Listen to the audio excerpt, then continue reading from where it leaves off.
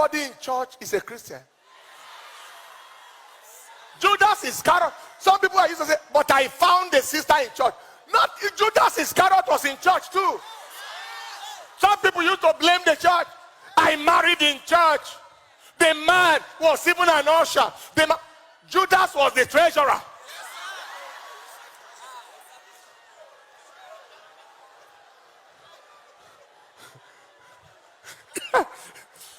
I married in church. Why should I? And I married in church. No.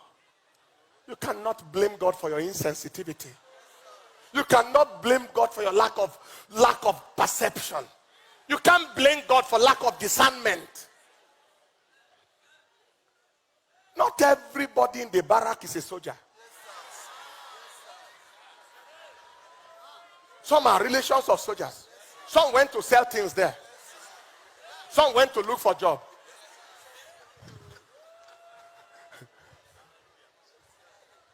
You see some people coming to church. One man went to church and pretended that he was a Christian because he wanted to find a good Christian girl. So he pretended, just changed his behavior. And, how are you? I'm fine. Then he didn't know that there was a girl who also came to church, pretended that she was a Christian, and wanted to find a good Christian man she can marry, and he can do anything he wants, and the man who say anything is a good Christian. So, how are you? The man found the sister, and they found each other.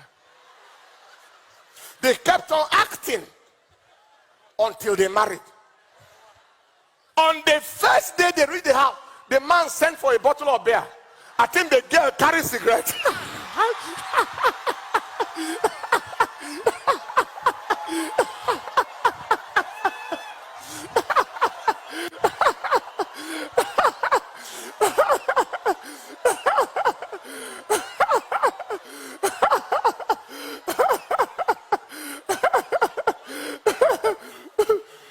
The man said, you are like that? He said, me too, I didn't know you are like this. That first day they beat the hell out of each other. You deceive me, you too. That was very wonderful. I like that. You came to deceive people to marry a deceiver. Another person deceived you and married you. Deceiver versus deceivee.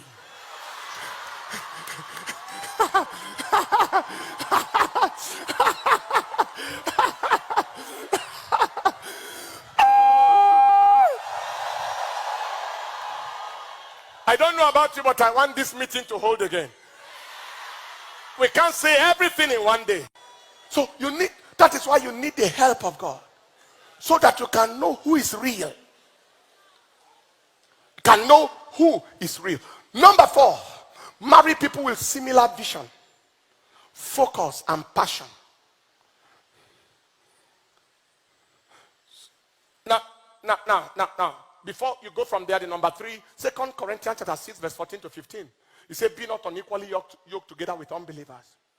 Be not unequally yoked. And that is, there are those who, apart from not marrying lovers of God, they went outrightly to marry unbelievers. Please don't ever assume that somebody who doesn't know God before he marries you can change them. You are not Holy Ghost. So you don't have the power to change anybody. I have seen people who tried that, they paid for it. Lovers of God. Lovers of God. Lovers of God. And then number 4, marry people with similar vision, similar focus, and similar passion. What do you want to do with your life? Where do you see your life going? As you are going to get someone to marry, find out from them what is on their mind. Where are they going? What do they want out of this life? Different vision is the reason for division. Different vision. The DI there, if you put it in front of vision, it becomes division. is a product of, it is diversion, division, bivision. Two people who are facing two different directions in life. Different passions breed confusion. You have a passion for business, the other person has no single passion for business. He wants to be in full-time politics. Or you think you have a passion for ministry, and the person, he said, I am a child of God, but I am not a pastor's wife. I am not an evangelist. I am not a prophet. I am not a prophetess. I am not an apostle. I am not an epistle.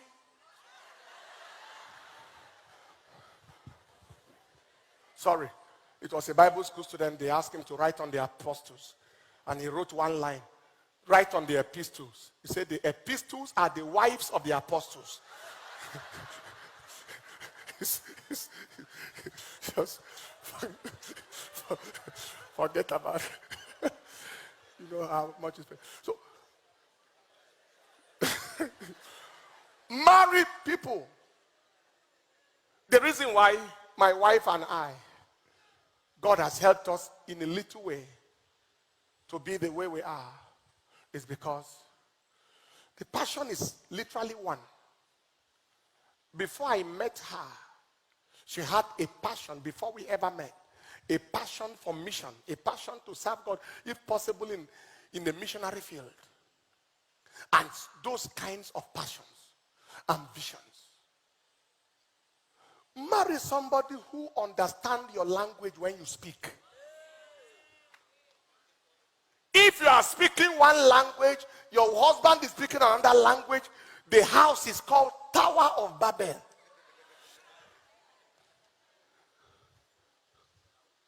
Tower of Babel. That was what made Babel. Language, passion, vision. I know of a woman who said, I married a pharmacist, not a pastor, because the husband was a pharmacist that turned into a pastor. Another one said, I married a doctor, not a pastor. These two examples I gave led into marital breakage.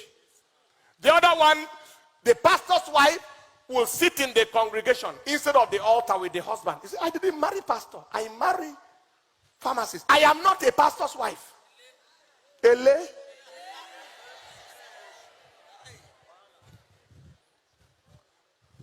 Are you following what I'm saying here today? So here is when to settle it. Here before. You are, like the woman of God said, you are putting the man leading questions to find out what is in their heart. You want to live in America. The girl does not want anything near America. That means you are approaching the wrong person. You don't have to force America into her.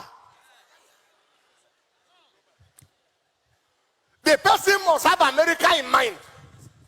When you met it, you say, I'm thinking of green card. You say, me too. Do they have yellow card?